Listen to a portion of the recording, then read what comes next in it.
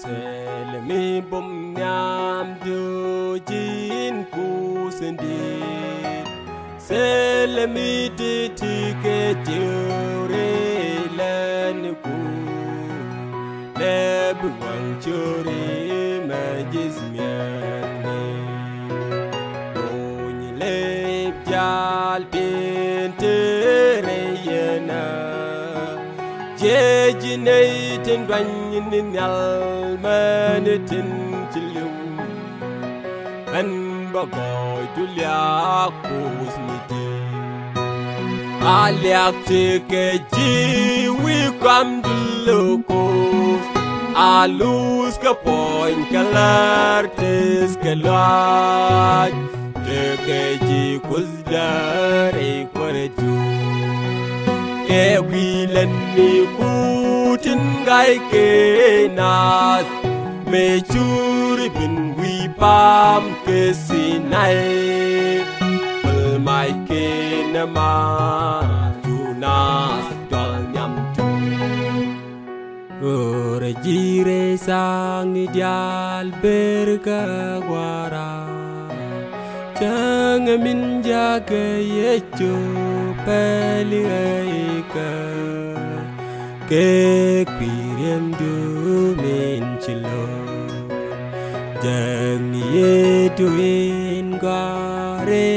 dewara Jerketin mat ke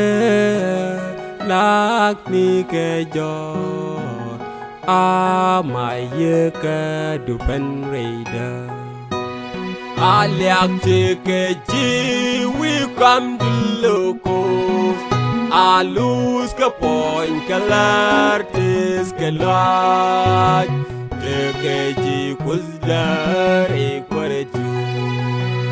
Kewilan ni kutin gai ke nas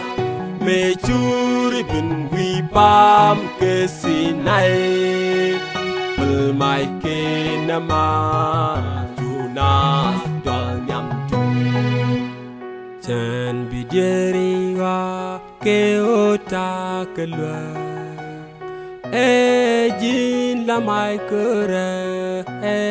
jin baida Jin koda kusmidi Kere so gwete da libe nije Abajang ni wangka kabagwe nije Jang ni jiska kaling jaudu Alyak tike jiwi kwam dulukuf Alus kapoin kalartis kalaj Tike jikus dari kwaraju Kewilan ni kutin gai ke nas Me curi bin wi pam ke sinai Pelmai ke nama tunas dal nyam tu Me cenyuan kus labu miga Jangan mi cates la jejiga Me cabal ye chula goriga Chiga lulre jeg ni wa kerim waldal Jin war chukada jin kumgeida Apiu teka dulon reida Alyak tike jiwi kwam dulukuf Alus kapoin kalartis kalaj Tike jikus dari kwaraju Kewilan ni kutin gai ke nas Me curi bin wi pam ke